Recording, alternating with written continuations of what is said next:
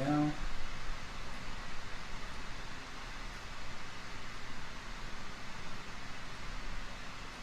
Okay, welcome everyone. Welcome to the Friday webinar. I'm Executive Director with Conservatory Canada, Derek Auger, and thanks for joining me today.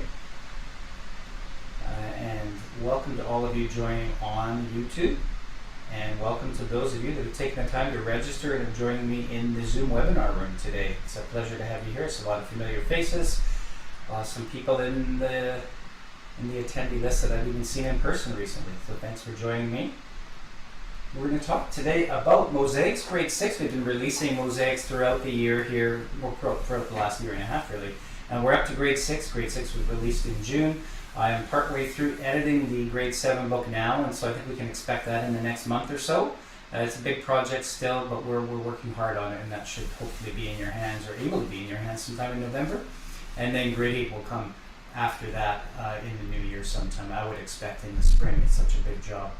So anyway, happy to play through the classical repertoire here from Grade 6, and in Grade 6 that's the Group 2 repertoire. I'm going to pull up the scores so you can see them on the screen. You can follow along with me. I want to talk a fair bit today just about, to stay focused on somewhat of a topic, is to talk about structure and structure of these classical sonatina movements. Most of them are sonatina movements. Most of them are first movements. There's a couple of rondos in here as well, and one slow romance to start. So actually, before I forget, let's get our score up there so you can follow along with me.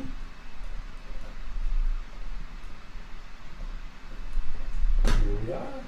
So last week, if you missed the webinar last week, all of the replays, of course, are available on the Conservatory Canada TV YouTube channel. And you can see what we're going to go through here. Today's Group 2. Group 1 we did last week. That was all the Baroque music. Group 2 here today. I'm looking at Group 3, and I originally thought, oh, I'll just play through all the Group 3 repertoire for you in a couple of weeks. That's pretty unrealistic. I think I need to divide that in half. There's 22 pieces there. So I'm going to plan to play through 10 or so of those pieces in 2 or 3 weeks' time. I'm just working on another guest to have another webinar in a couple of weeks with somebody else, and I'm just going to see where they kind of fit into the scheme of things. So I'll hit your inbox in a week or two with information about when I'm going to go through Grade 3 and the upcoming webinars that we have through November. So we're going to focus on Group 2 today. I'm just going to fast forward to that. We left off with this bourrée last time. And so today we start with a piece by Hummel called Romance. Not necessarily a sonatina movement, but a simple binary form piece. It's the slowest movement that we have here in the Group 2 repertoire. And it's not a typical slow movement. There's no real tempo indication. The indication Romance at the beginning is kind of interesting. To me, it indicates something lyrical, something on the slower side, but I think you'll find my tempo more moderato, not quite adagio for this one. To make it hold together, it's in 3/4 time. It kind of feels like 9/8 a little bit. And the trick I find in this one is to get enough weight into that right arm to project the melody with enough leverage so that it's not too loud, it has a nice tone to it, and so that I can join these long melody notes together over the more active left hand, which I'm trying so desperately just to hide into the background. I think that'll be the interesting thing for students.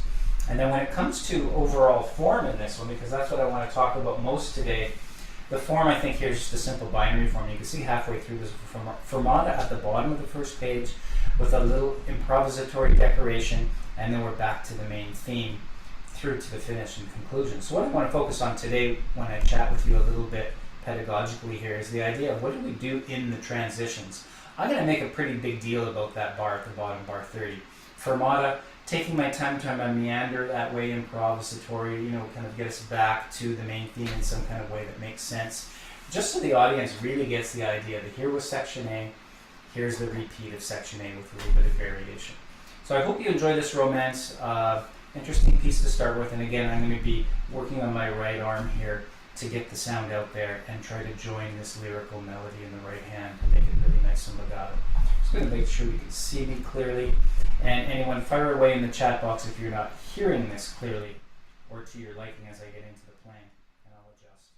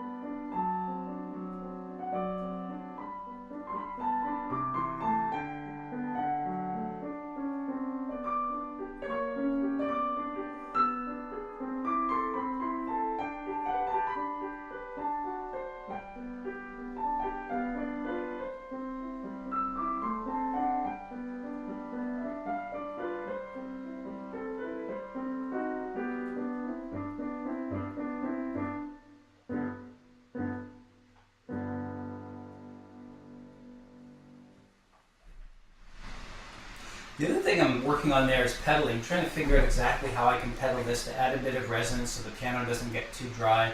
I would have students probably play this for a period of time without the pedal, just to make their hands really durable and responsible for adding a lot of the legato. And then when I go in later, I'm using a real sort of lazy pedal where almost on beat 3 where the chord changes, or if the chord changes too much, when I come to clear the pedal, I linger at the top of the pedal for a bit longer, make my hands do some of the work, and then back down on the pedal. That way it doesn't get too resonant or too cloudy. In classical textures, it's hard to want to pedal through some of these things. A little bit easier in a slower movement. But that's one thing I've been working with students a lot lately, is talking about the idea of lazy pedal and how not just to bathe in it all the time, but to get off and let the texture be clear and just add it judiciously in places and make sure my hands are doing more of the work. Those of you here in the Zoom room with me, if you have any questions, throw them in the chat box. I'm happy to stop and answer as we go along. Second piece today is a total change of mood here. Sonatina in F. This is Opus 168, number 1 by Diabelli. The third movement. This one does get published from time to time in Conservatory albums. At Conservatory Canada, I don't believe we have ever published this one. And so it's a first for us, but we certainly see it out there. A lot of us are probably familiar with it. Quite difficult, but it always sits in the grade 6 level. And if students just take it back and honor the more allegretto side of the tempo without going too presto, it can be quite doable. The trick in this one, of course, is to get this staccato bouncing in the right hand with a nice loose wrist, having a nice leverage from the arm, and a little bit of finger there. For me, it's mostly arm. I'm going to try and control the tempo a little bit. Sometimes this one does get away from me a little bit. And you can see second page here. I'll leave the first page up. But again, the transition between the two sections, or the two halves in this one, has this rallentando climbing up to a double fermata on 2 different notes. And so there, I'm taking time to honor the idea that there's a change here. We're going from one section to another, just so the audience has it broken up, and we don't want to see students just blow through these little stop signs here. No rolling stops when it comes to showing off structure in classical music. So this is the Sonatina in F here, Diabelli.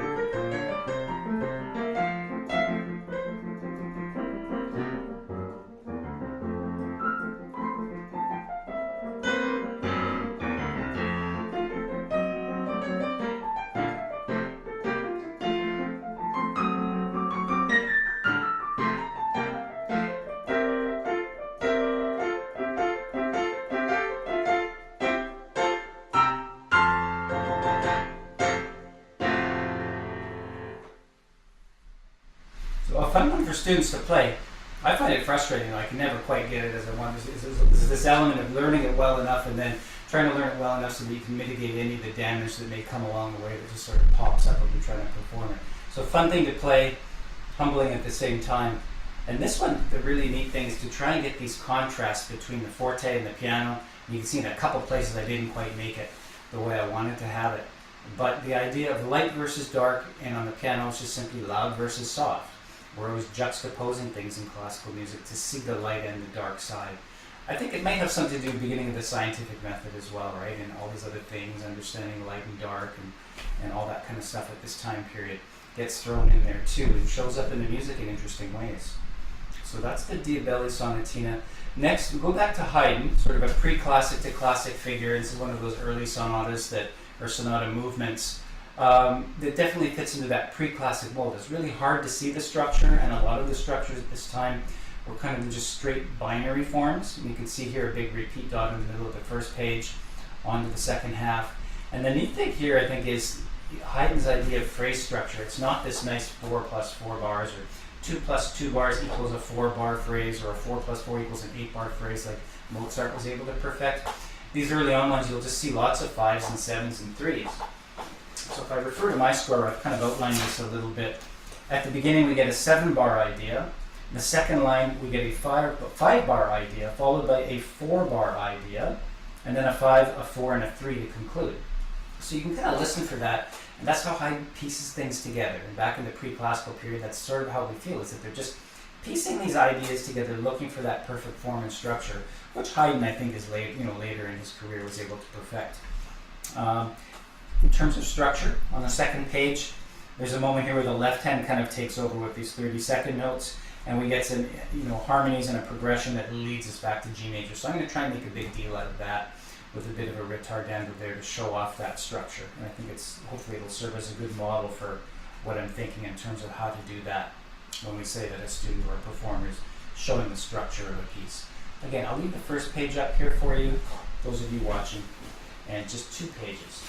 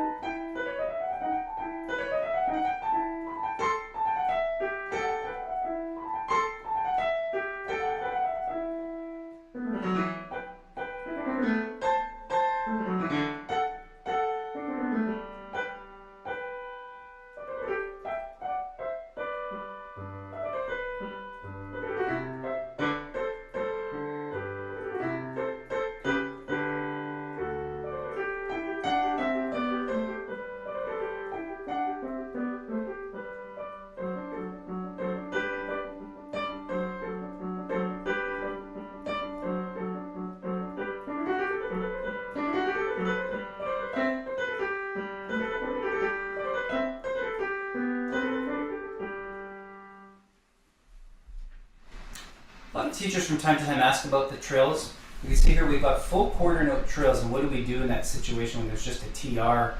What I like to do there is use a 4-note trill on the E with a Nachschlag, a little tail on the end, just because there's time, and then the idea is, do I start on the E itself, or do I start on the F sharp above the E, let's say in that first trill at the bottom of this page. For me, I've been starting these on the note above, simply because it's one less note. If I start on the note, to get the 10th note in that trill is a little bit tougher. And so sometimes that's my decision making. And I think nobody really minds if you start on the note above in this pre-classic music, at least in my experience when you listen to how performers do it. Okay, a couple questions about this one. In measure 24 to 26, please talk about the marcatos in terms of phrasing. What would you do here? 24 to 26. So those are staccatissimo. They look like marcato wedges, but in Haydn they're staccatissimo, so they're his dots, but much less so even. So he's thinking pizzicato here.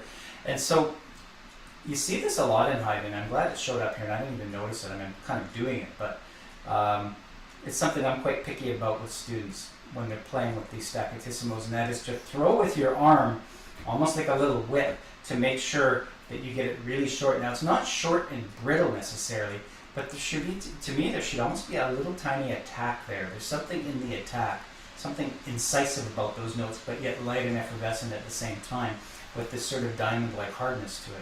It's hard to explain. It is different than the dots that other composers have, but I noticed that when Haydn uses it, it's almost like an accent. He wants it short, but there's a throwing action to it. So that's what I think about though. That's what I think about their melody in that question that you're posing.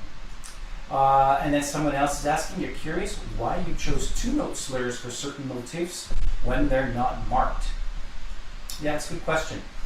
And we talked about this a little bit in the Baroque period, where we're trying to make it, by this level, our scores a little bit cleaner, because composers didn't notate a lot of articulation, if any at all, or dynamics in the Baroque period. And the same starts to hold true in the classical period, where you can go back and look at, as close to original sources as you can. I don't think we would be able to find an autographed manuscript of this piece, maybe, but it was more likely the copyist who may have been adding slurs and dynamics at times, and then that goes to a publisher, and each of the publishers in the different countries that first published this probably did it differently as well.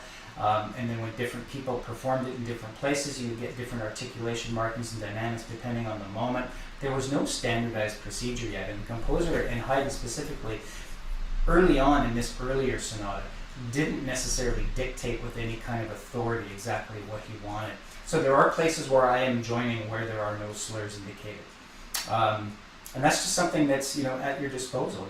We can do that. Some people will disagree and say, no, we have to follow what's there. But I'm not the publisher, but in a sense I've done some of the editing on this, and I know when we look at our original sources for this, it's just simply not clear in this particular sonata. So we have that license to do that kind of thing. There are some really quick two-note slurs in the 16th notes. I'm trying to preserve that. There are times if you get going too quick where you can't, but I am lifting slightly there, and again the idea of no pedal probably helps. My foot is there on the pedal, and I was thinking as I was playing how I would explain that, but if you can't see my pedal, you probably can't hear it. You're not necessarily aware of it, but I am dabbing it there in the background to help sometimes with the slurred articulation. I may be lifting quicker to get a detached sound and letting the pedal finish off the end of the slur for me in many cases. Oh, I see. Yeah, okay, yeah. Those staccatissimos are hard to see on the screen. Okay, thanks for the comments, everyone. That's great. Yeah, and then Esther's commenting here about the trills. You usually follow starting from the note above until the romantic style emerges. I agree. I think that's a really good guideline. And there are these sort of 5 or 6 basic guidelines that I hold in my head. And that is certainly one of them, where I prefer starting on the note above, even in classical music, unless the note preceding it is the note above. Then you more have a license to start on the direct note itself that the trill is indicated on. That's the standard procedure, even in the classical period. You'll see some sources where people say, no, you have to repeat that note again, and even in the Baroque period. But the standard performance practice that's developed over the last 300 to 400 years is you hear most performers, even in the Baroque period, ignoring that idea of starting on the note above all the time. But to me, that's my default too. And if it makes sense and I can do it, great. And in this case, like I said, I start on the note above because I think it sounds a little bit better, but it's one less note to squeeze in there. And we've had a couple of really good webinars on this topic, 2 and 3 years ago. Elaine Keeler comes to mind. If you check out that one on ornamentation where she's playing from her Clementi piano, really early 1800s piano that she has of Clementi's, it's a really good illumination, especially into the Romantic period. She talks a lot about that, and just sometimes there is a lot more latitude than we think. Okay, so that's Haydn. Let's get on to James Hook. This one, a fairly popular piece. I'm sure most of you are familiar with this. It's quite difficult at times. Allegro, it's easy to get the spirit in there. It's easy for students to get a little heavy on each eighth. So I'm going to try and honor the 2/4 and be a little bit lighter on my feet with this one. Again, in Hook's time, or in Hook's mind, I don't think he's thinking sonata form quite yet. It's more still this binary form from the pre-classic period. And you can see that with the double bar line at the bottom of the first page there. So not a lot in terms of form to talk about, but we get this predictable, by the end of the first half we've modulated to the dominant key, and we start the second half in the dominant key, and eventually work our way back to D major. That's the beginnings of sonata form. And again, when it's a sonatina, we're not dealing with a full exposition, development, recapitulation necessary. There's quite a bit of thinning out. And later on we'll see some better examples of that in the catalog here today. Okay, so this is Opus 12, number 1, James Hook.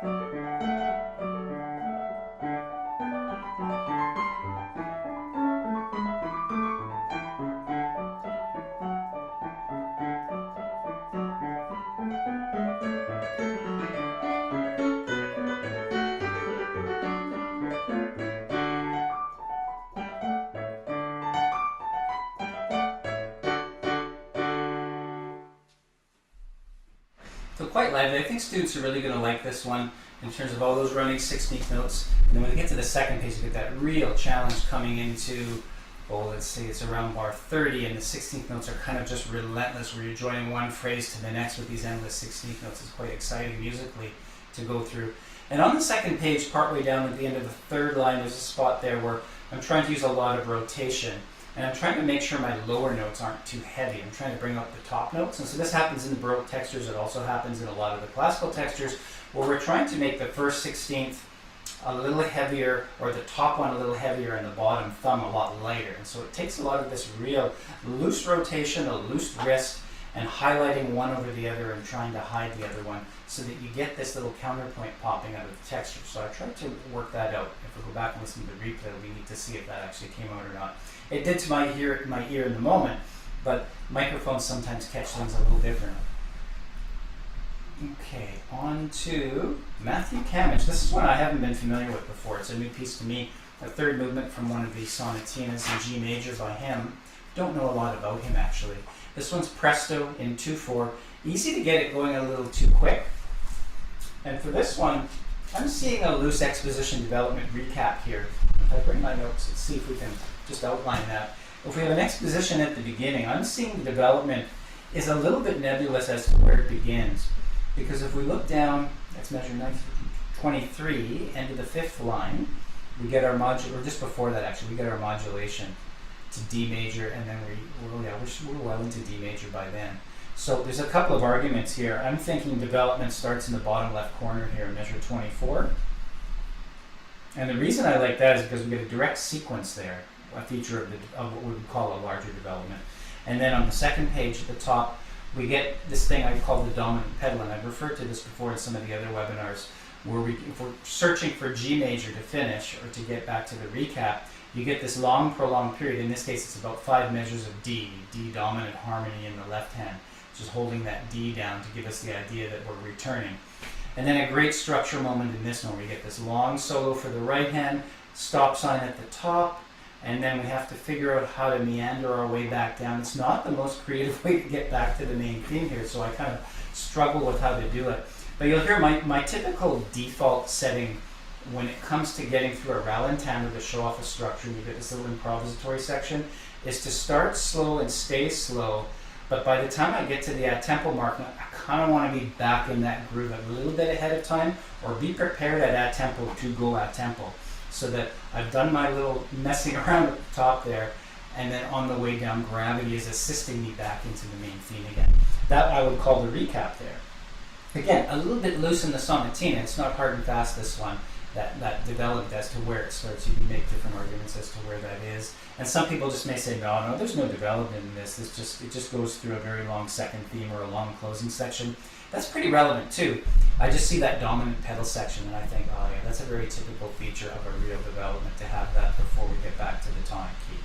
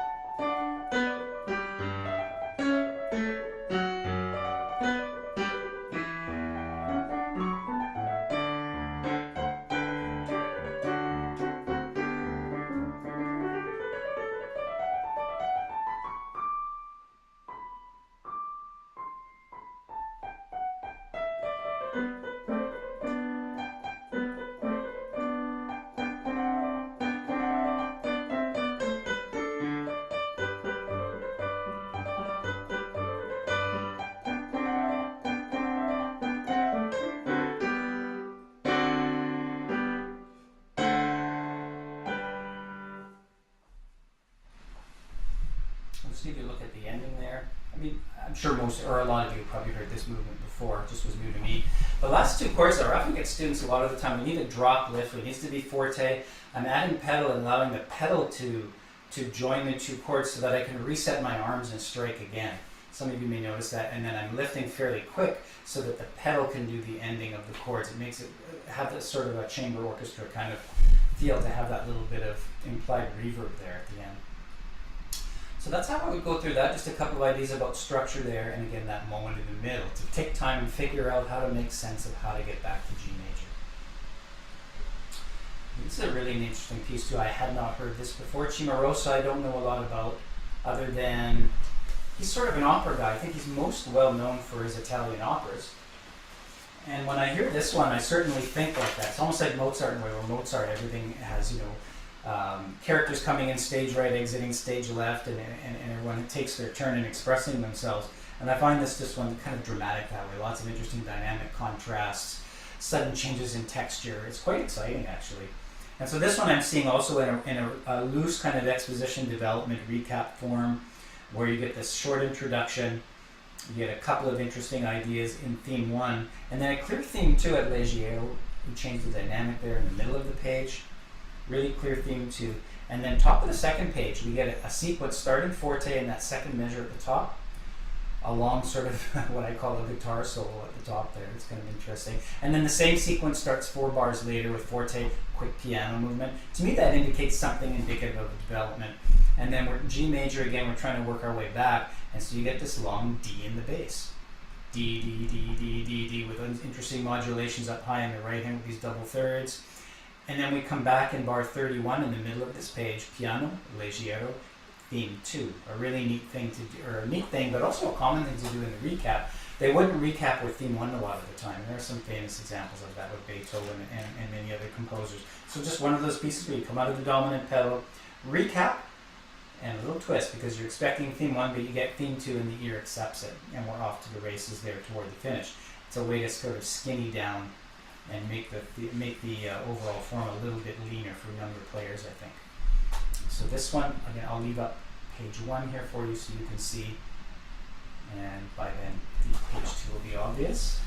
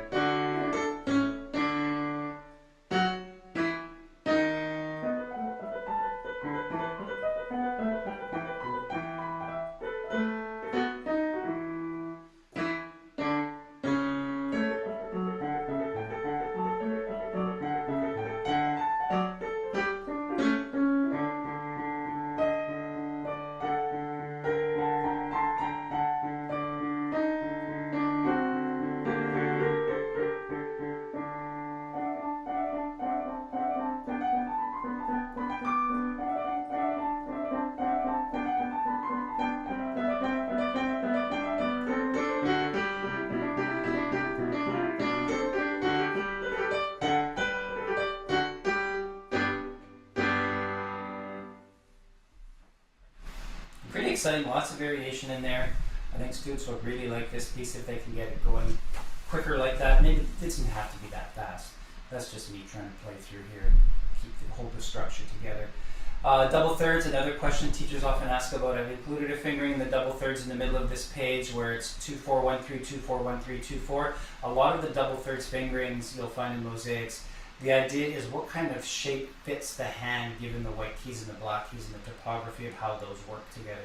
You can certainly have a different fingering, but if you use that standard 1-3-2-4-3-5 in that spot, it'd be awfully nasty. It's not going to work that well because the height of the white and the black keys just doesn't fit the hand the same way. And so I'm teaching double thirds in a way that has a loose wrist, a loose arm, and we find a shape within the fingers that matches it. A lot of times it's a lot of 1-4-2-3 combinations or 1-5-2-4 as well. So that's what's behind that fingering there. Okay, We try not to publish any of the pieces we recently published, but this one we did simply because, again, with some of the Opus 36 sonatinas by Clementi, he had different versions of them, and we rarely get to see his latest published version of them with what he called his considerable improvements. And we've gone over a couple of these movements already in the earlier grades. Some of you have commented that you don't understand or you think we're taking liberties with this, and we're not. These are Clementi's ideas. And so here's this sonatina in C. It's got a great exposition, development, recapitulation. Everything kind of makes sense where you get a full theme 1, theme 2, closing section. You get a nice long development with the dominant pedal section. It's kind of, cute in a way. And then a full recap with theme 1, theme 2, closing section in the home key. Here, though, you're going to see a few twists and turns. I think we all know this one. It was published in our New Millennium series. But you're going to see a few things where Clementi, we feel, in the research, and we've got a good webinar on this with Dr. Uhl and George Litters talking about the Opus 36 final version of these, and that's what we took as the inspiration. This comes from Time Warp Technologies. And their feeling is, in the webinar when they explained to us a couple of years ago, that it was Clementi's latest version of his piano in the early 1800s, where the pedal worked a little better, and he had more of an expanded range, especially on the top end. And so you're going to see in this one some pedal indications. The whole first 2 bars, pedal down, pedal, star, lift, pedal. He's got more pedal indications here for longer periods than we tend to do on the modern piano. And then there's other places where all of a sudden the right hand jumps an octave higher than we're used to, and a couple little reworkings of some of the transitions, which are kind of neat to listen to. So I'm getting used to this version now. I think it's solidly in my ear. Hopefully I won't default to older ways of playing it like I sometimes do. I think I know this one well enough. And then there was one more thing I wanted to mention about this. Here's the second page. Oh, in terms of structure, there's this really long passage here on the second page, 3rd line, where the right hand used to be an octave to 2 octaves lower, and it was really hard to get students not to bang it out. In this register now, you can hear it's much more light, effervescent. Even though it's marked forte to fortissimo, it's a little easier not to get caught up in the 8th note pulse and hear this jackhammering going on. So I'm really happy with that. So I'll let you follow along here, first page. I'll advance to the second page when I'm done. But just listen for those changes, those interesting twists that Clementi introduces in what he called the latest version, or the version with considerable improvements.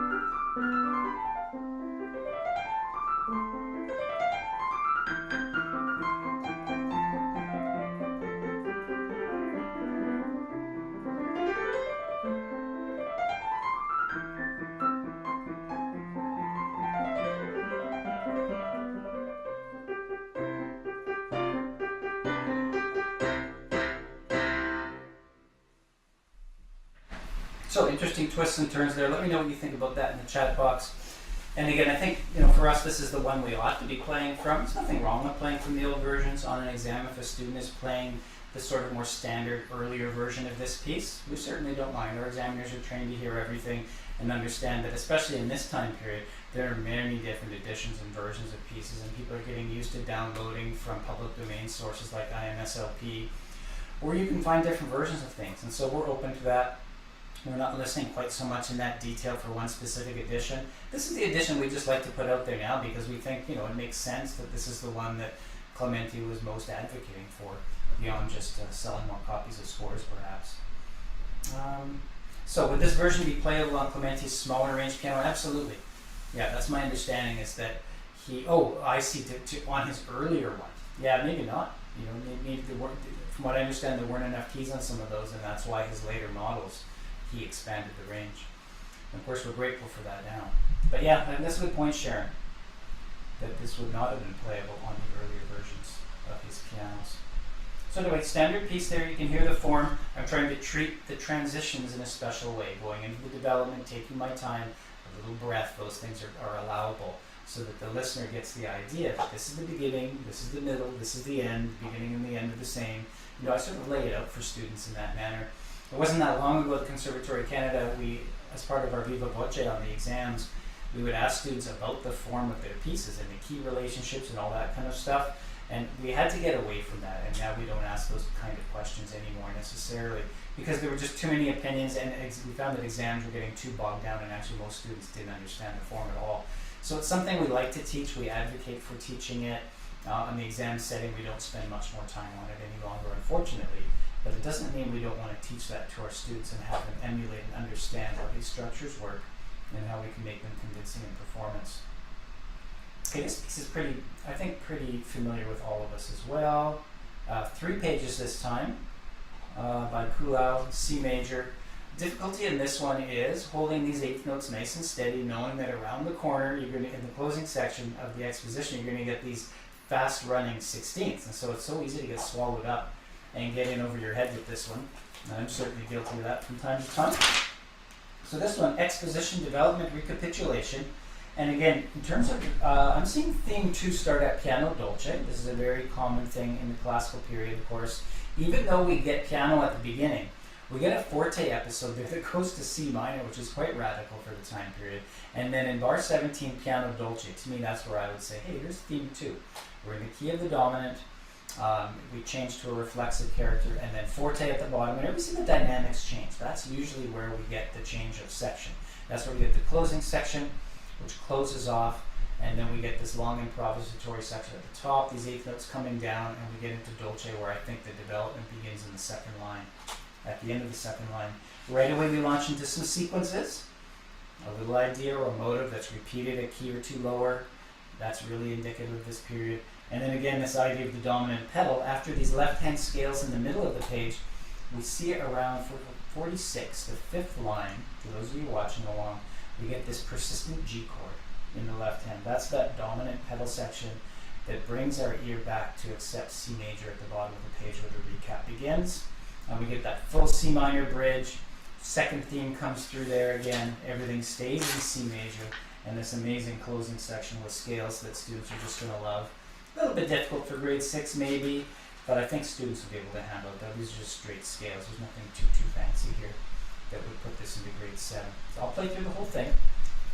I'm going to have to turn my page 2 to page 3, so I'll just need a second there to drop a hand. Hopefully you will allow that. I hope you enjoy.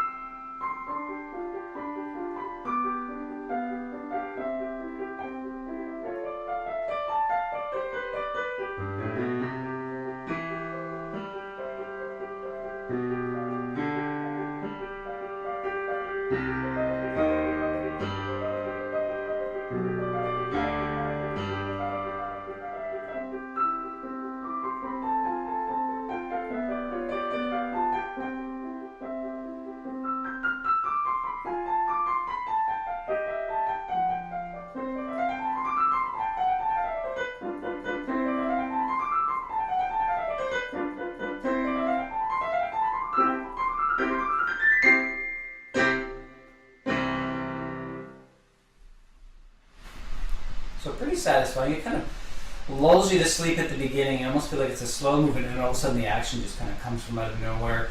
The development, I think students will find quite riveting. These left-hand scales, if they can pull them off, balance them with all the right-hand technique, I think are really good for them.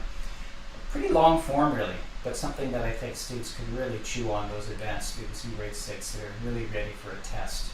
This piece would really suit them. So the final piece in our group 2, this one is, I think, rarely published as well. Some of you may be familiar with Dussek, and this is a rondo, the last movement from Opus 20, number 1. It's really indicative of some of his, simplified of course, but some of his chamber music writing for piano. It's a lot of the same kind of textures and things like that. Here, going back to a question here, first of all, on the last piece.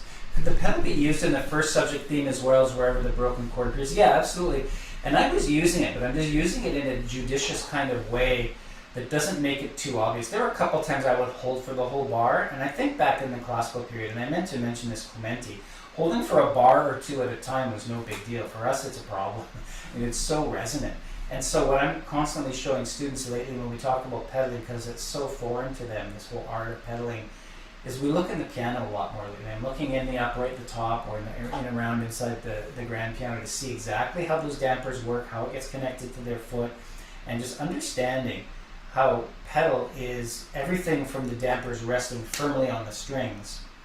And yes, when they're off, it doesn't have to come too far, and those strings are allowed to vibrate fully, but there's this whole world in between where the dampers are still touching the strings, but the strings are still vibrating. So that's what I was doing in Clementi, and that's what I was doing here in Kulau. Even on the digital, it took me years to realize there was a switch on the digital pedal that allowed for continuous pedal or more of a digital pedal where it's either on or off. I've got it set so that you can get these gradations, and I'm pretty happy with how it works here. I think the acoustic piano works even better though, and so it's a lot of this sort of fudging half pedal so that the audience isn't fully aware I'm using it because I want that cleaner texture and just have my hands do it, but I want some kind of color so that the piano doesn't get too dry. That's kind of what I was after there anyway, in that last piece.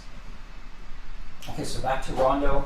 In terms of the form here, I'm thinking, we know it's a rondo, and I'm just sort of torn as to whether we could call this, some people will argue it's just a big A-B-A. A on the first page. Section B starts on the second page at the minor section here, and then we work our way back to A again on the third page. To me, when I look inside the A section, though, I see about 16 bars, and then dolce mezzo piano. The character changes and the dynamic changes. The dolce indication is so common in this period. To me, that could be a little B as well, a little section B, and then you return to section A 8 bars later. So within the larger A unit on the first page, we get a little ABA. You get the centerpiece of the rondo movement, which is this C section, which is quite long usually, and often goes to a minor key, strangely enough. And then we work our way back to the little ABA format again. So ABA, big C, ABA. And you could look at that as ABA, C, ABA, or big A, big B, BA with no real idea of C section. It's the same thing. We play it the same way. People are going to classify it in different ways though. And lately I'm starting to think more of the ABAC, ABA.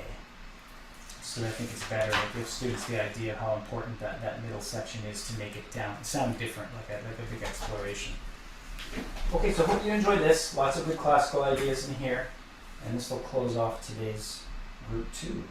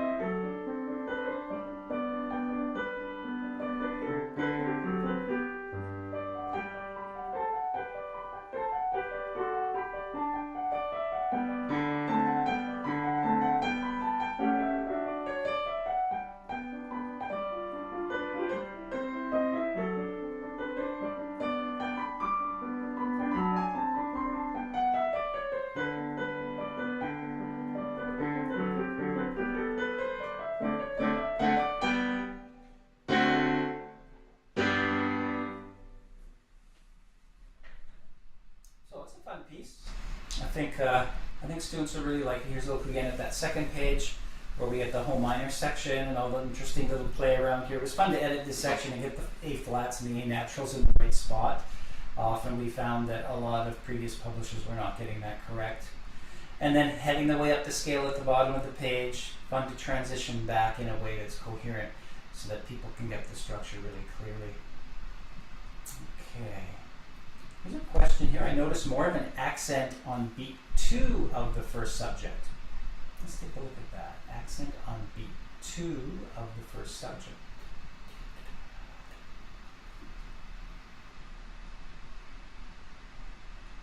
On beat 2 of the first subject. I don't know that I hear it that way.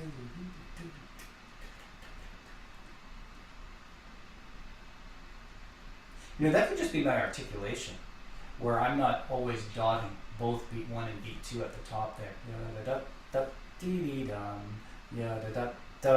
Sometimes I'm joining a little bit into that, and that may be giving more of an accent. I don't think that was intentional on my part. That's something I would want to revisit, I think. I don't think it would sound good with that accent on beat 2 like that in those cases. Thanks for pointing that out. Anybody else have any thoughts? You know, those of you on YouTube that are watching along, thanks for watching the replay here as well, and hope you enjoy these little sessions here where we talk about the pedagogy. And the idea is just to give you an idea of how this music sounds. For a lot of you, I know it's probably unfamiliar music, so I'm just giving you some ideas of how to approach it. See if you might want to use this particular piece with your students at this level when you get there. We have everything from pre-grade 1, grade 1, all the way to grade 6 now recorded here. I'm going to finish off grade 6 in the next couple of weeks, probably over 2 sessions, I'm thinking, as I mentioned earlier. Just to make sure I don't have to bombard you with 22 pieces. I probably wouldn't say much in between, and it's probably just too much for me to learn all in one sitting these days. There's so many other things to do. So I think what we'll do here, I'm just going to exit the screen. And usually when we get to the end of the webinar here, I stop the YouTube stream and we take some questions from those of you here that are in the Zoom room. So those of you on YouTube, watch your inbox. Your inboxes for the next